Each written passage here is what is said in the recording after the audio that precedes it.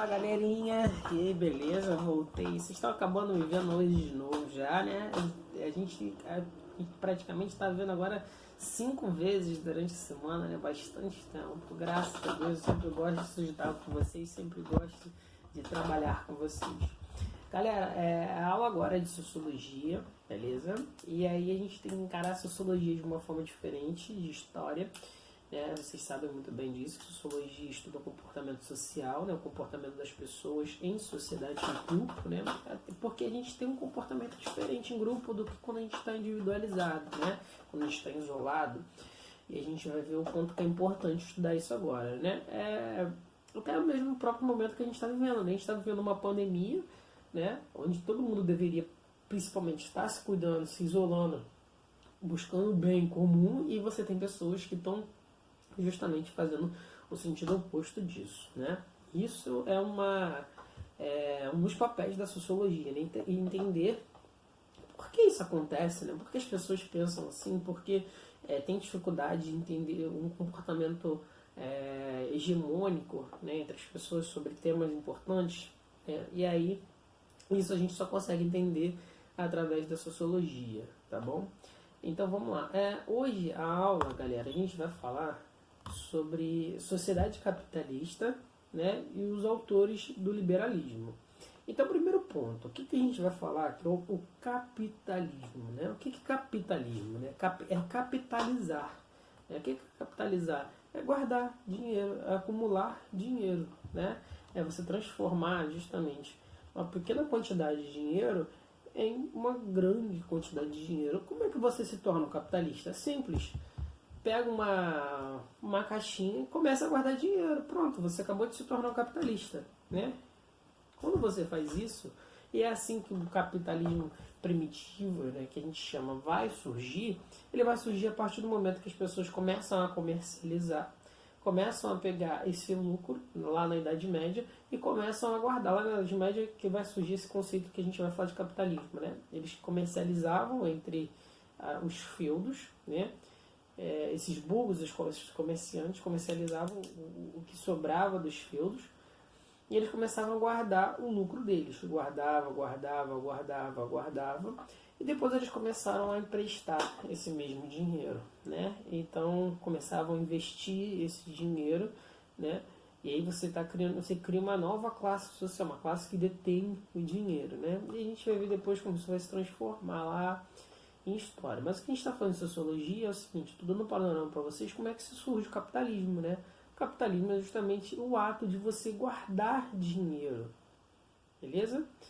E quando vocês estão guardando dinheiro, vocês estão dando capital ao que vocês têm, né? É o dinheiro, né? Olha só, preciso comprar um tênis. O que eu vou fazer? Vou pedir dinheiro emprestado ou vou juntar dinheiro? Né? Quando eu estou juntando dinheiro, eu estou capitalizando para comprar um produto.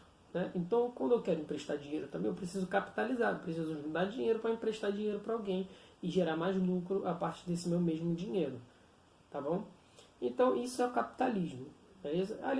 As principais ideias do capitalismo é justamente, galera, você ter ter liberdade. Né? O capitalismo ele precisa de liberdade. Por quê? Ele não pode ser restrito, porque ele nasce a partir da liberdade, do comércio. Né? E a gente vai ver que essas ideias do liberalismo vão ser fundamentais para a construção do capitalismo. Beleza? Por quê? O capitalismo é uma ideologia, né? Uma ideologia pregada a partir do liberalismo econômico. Porém, você vai ter duas vias do liberalismo, né? Que é o liberalismo político e o liberalismo econômico. Você vai ter duas vias importantes para o mundo, né? E essas vias importantes, na verdade, vão ser o que vai definir o capitalismo. Beleza? Ah, Hugo, mas como é que funciona essa ideia do liberalismo e do capitalismo? Sempre coloque em mente a primeira coisa. Como a gente pode dar o exemplo máximo de um capitalismo. Né? O exemplo do capitalismo hoje em dia máximo é os Estados Unidos. Por que ele se torna o exemplo do capitalismo máximo nos Estados Unidos? Esse exemplo máximo. Porque ele tem tanto o liberalismo político, né, que é você não ter mais uma centralização de poder, você não ter mais agora uma monarquia que centralize esse poder e que exerça esse poder sobre as outras pessoas, né? Você não vai ter agora todo o poder político e econômico centrado em um pequeno grupo. O que vai acontecer? É que agora as pessoas vão passar a se decidir. Então, quando as pessoas passam a decidir sobre a vida política, elas também passam a decidir também sobre a vida econômica. Então, os Estados Unidos agora vão se tornar uma república. Quando se torna uma república, é para todos. Vai se tornar uma democracia, onde existe pouco. Isso aqui é uma democracia com poucos direitos para todas as pessoas, né? Então, como assim poucos direitos? As pessoas vão ser muito livres, né? Quando você fala na Constituição dos Estados Unidos, que a gente viu lá vocês viram lá a professora de história de vocês, né? Você vai ver que ela é uma Constituição que tem poucos direitos. Por quê? Para garantir o máximo possível de liberdade, né? São direitos que garantem basicamente a liberdade. E é por isso que os Estados Unidos vai se tornar um exemplo do liberalismo político. Mas como ele se torna uma ideia de liberalista econômico? Porque ele também vai interferir pouco na economia. Porque ele entende que quando eu interfiro pouco na política, eu também devo interferir pouco também na economia. É como se fosse uma se encaixasse na outra. Quanto menos interferir numa coisa, né, menos também eu vou interferir na outra. Então, quando os Estados Unidos cria suas leis, cria seu contrato social, que a gente viu lá em filosofia, a gente vai ver que ele vai ter não vai ter praticamente nenhuma lei relacionada à economia, né? Basicamente tudo vai ser livre. E aí é por isso que os Estados Unidos vai se tornar um exemplo justamente desse capitalismo, desse liberalismo político e econômico, né? Mas como é que vai surgir essa ideia do liberalismo? Então, um pequeno panorama. Lembrando das aulas que a gente viu de revoluções inglesas no final do ano passado, a gente vai ver que essas ideias liberalistas vão surgir justamente na Inglaterra, no final do século XVI para o século XVII, né? E aí você vai ver que essas revoluções inglesas vai ser justamente uma luta entre a burguesia, né, contra a monarquia e toda a sua nobreza. Por quê?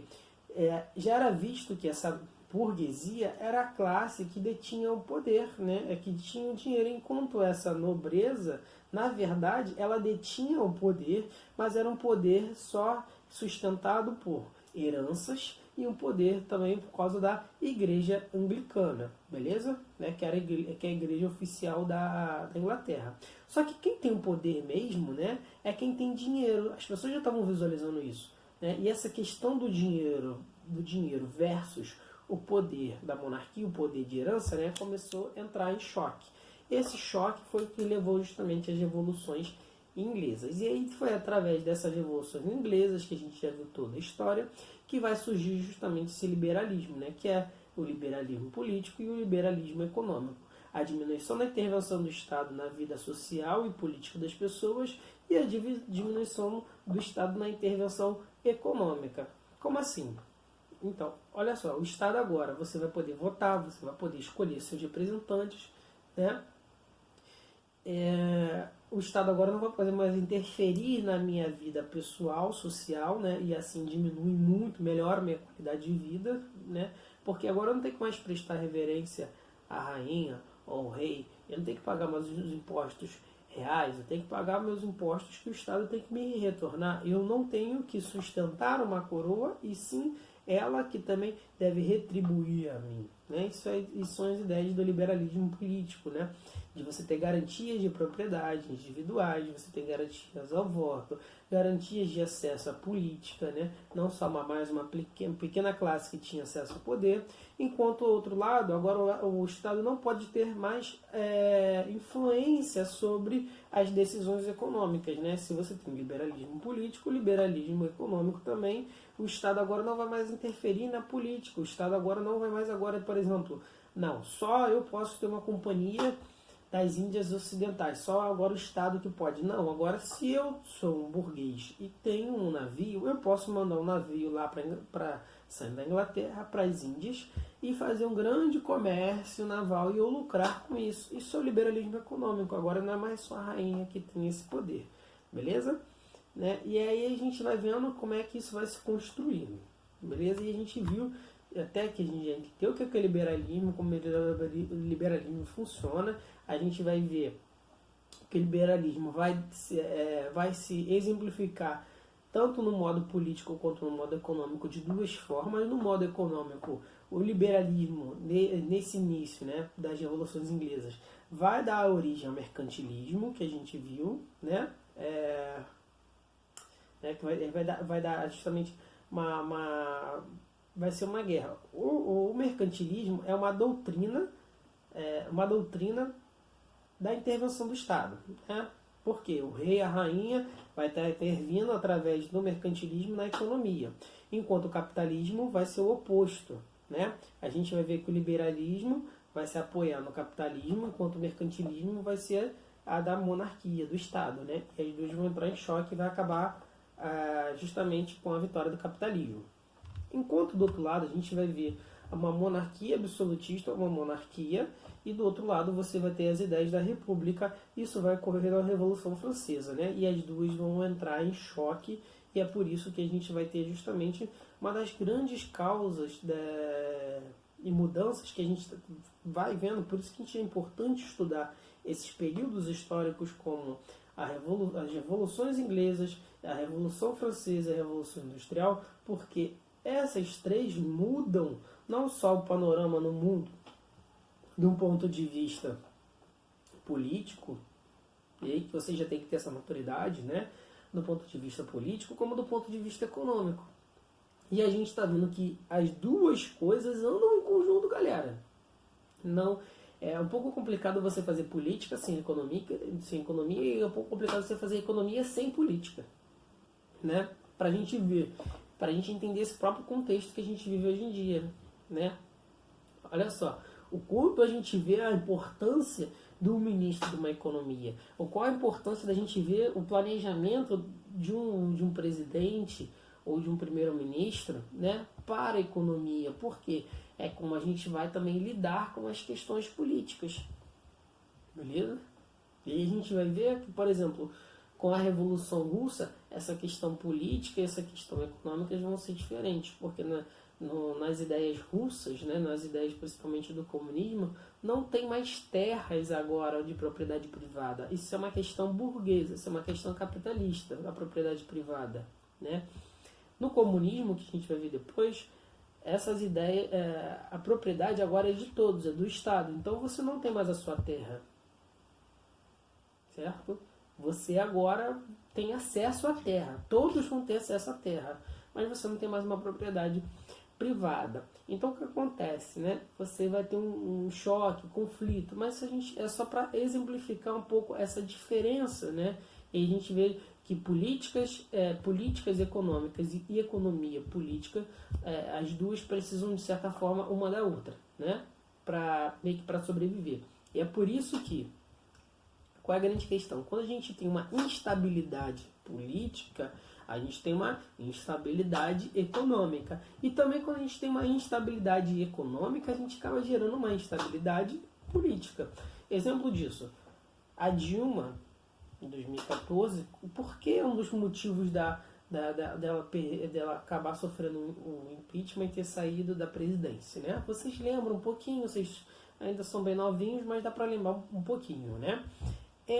O Brasil começou a entrar num período de crise econômica, principalmente por causa das operações da Lava Jato, porque cresceu muito a inflação no Brasil nesse período, por causa principalmente da corrupção, por causa de outros fatores, de má gestão.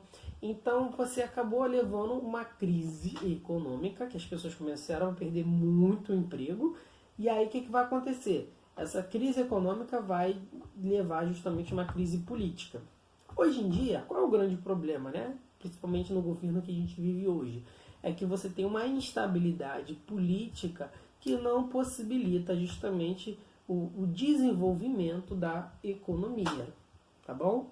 Por quê? Porque eu preciso que a política possa me dar a possibilidade, por exemplo, as pautas que o presidente da República está passando, né? Que é falar sobre a questão das reformas, a reforma da aposentadoria, a reforma trabalhista, a reforma administrativa, vários outros conjuntos de reforma que ele precisa ser aprovado, mas isso depende da política, né? Para essa economia avançar, para essas mudanças que precisam na economia, né, aqui no Brasil, depende de uma mudança também política. Essa mudança política só ocorre quando você tem um período de votação lá na Câmara dos Deputados, quando o presidente consegue conversar com o presidente da Câmara, com o presidente do Senado, das divisões de poderes, né? E a gente viu isso um pouco rapidinho lá no contrato social, beleza?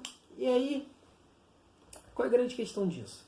A gente vendo que o quanto isso, as coisas vão se chocando. Eu sei que eu estou falando um pouco mais do que eu deveria estar falando, mas é para a gente entender como essas coisas funcionam. A gente está falando de sociologia, a gente está falando de liberalismo, está falando de capitalismo, está falando de como que o Estado intervém na economia, como a não intervenção do Estado também é importante para a economia, tá bom? Enquanto as coisas vão se conciliando. Para terminar também, que eu não quero alongar muito esse vídeo para vocês, porque eu quero trabalhar numa outra parte também, uma parte 2, né? Eu quero falar do Thomas Malthus, né? que era um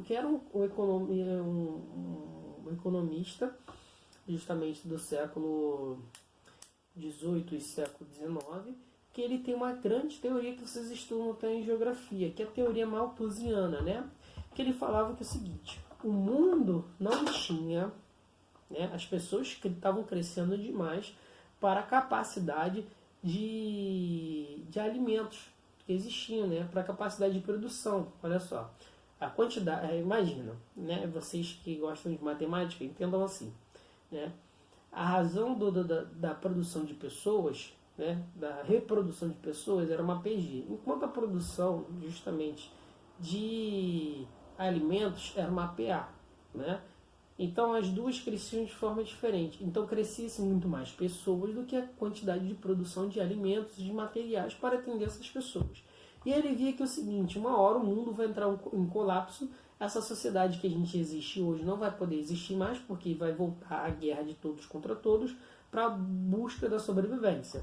E aí ele pensou, qual é a forma que a gente tem, né, para controlar, justamente para evitar que essa sociedade caia, né? Por isso a gente está falando isso em sociologia. Porque a gente pensa nisso para que justamente essa sociedade não se acabe, né? E aí ele está vendo a sociedade inglesa e tal, lembrando que tem aquela toda ideia inglesa de continuidade, por isso que ele pensava assim. E aí, qual é a grande questão do Malthus, né? Ele traz na teoria dele que para evitar que essa sociedade acabe, ele vem com as ideias de controle de natalidade, né? Para que as pessoas reduzam justamente a vontade de reprodução. Vocês sabem como que se reproduz, eu não vou falar aqui, que vocês já devem estar rindo bastante. Mas por quê? Para ter um controle populacional, o que a gente chama hoje em dia de controle de natalidade, né? Ou controle familiar, né? Planejamento familiar. E aí, qual é o grande problema? É que ao longo do tempo, essa teoria do Malthus, a gente vê que não tem tanta necessidade. A gente conseguiu produzir mais alimentos. O mundo tem 7 bilhões de pessoas e a gente tem uma produção de alimentos muito maior. Isso muito graças à ciência, graças à tecnologia, graças também à ideia desses produtos transgênicos e ultraprocessados que dão a capacidade de alimentar praticamente o mundo todo, né? E hoje em dia a gente está sobrando alimento, na verdade. Só que qual é a grande questão, né? É que em 1950, depois praticamente 100 anos da morte do Malthus, né, vem a teoria neomalthusiana aqui. Eles acreditavam que a economia não teria aporte suficiente, né? Que a economia, o dinheiro, não teria aporte suficiente para essa quantidade de pessoas. E aí eles começam a fazer o seguinte: não, vamos voltar a fazer o controle de natalidade. Mas esse controle de natalidade através das ideias de contraceptivo. O que é o contraceptivo? Né? É a utilização de camisinha, pílula anticoncepcional, né? Tudo que possa evitar justamente o nascimento de crianças. Para quê? Para controlar. Por quê? Como é que funciona essa teoria neomalthusiana? Agora, que se você tiver uma sociedade muito grande, você tem uma sociedade muito pobre, né? Exemplo, né? Se você tem a sociedade chinesa e essa civilização chinesa, a civilização indiana, que são civilizações muito grandes, né? eles entendiam que se você tiver uma civilização muito grande, você, por mais que tenha recursos, você não consegue dividir esse recurso para todas as pessoas, você vai gerar muita pobreza, né? Então, se você consegue fazer um controle de natalidade, nesse controle de natalidade você também consegue fazer dividir melhor os recursos da riqueza. Bem, essa nova teoria também neomalthusiana acaba caindo por cheque, mas ela de certa forma acaba interferindo na vida das pessoas hoje em dia, né? Na forma micro, na verdade, na forma micro, porque o Malthus ele visto de uma forma macro para todo um país, para todo mundo, né? E na verdade o Malthus se aplica na nossa vida num modo, do ponto de vista micro. Por quê? Quando você tem um casal com duas pessoas ganhando 5 mil reais, a renda delas é de 5 mil reais, certo? Eles conseguem viver uma vida boa, razoável. Agora, quando você tem uma criança, você tem, na verdade, uma renda de 5 mil reais dividida para 3 pessoas. Por quê? A terceira pessoa dessa família não é geradora de renda, mais ou menos até os 22 anos, né? Ela não entra, né, hoje em dia na faixa que a gente chama de PEA, que é a população economicamente ativa. E qual é o grande problema disso, né? Quando essa pessoa não gera renda, diminui justamente a renda, o poder de compra familiar. E aí acaba também gerando um empobrecimento dessa família, beleza? E aí que entra o Malthus no nosso cotidiano, nesse controle familiar, né? Que aí a gente só pode... o melhor exemplo disso é se você vê, por exemplo, algumas pessoas de comunidades, mulheres, né? Que têm 7, 8 filhos, né? E aí você vê o quanto que é a vida dela, né, com 7, 8 filhos, tendo que sustentar os 7, 8 filhos, e quando são pessoas que às vezes só têm um único filho, né, e conseguem ter, mesmo que com uma renda baixa, conseguem ainda ter uma qualidade de vida um pouco melhor. Gente, eu vou parar por aqui. Na próxima a gente fala sobre o John Locke, sobre o Adam Smith, a gente fala propriamente sobre economia e o capitalismo. Beleza? Forte abraço para vocês, espero poder depois tirar toda qualquer dúvida.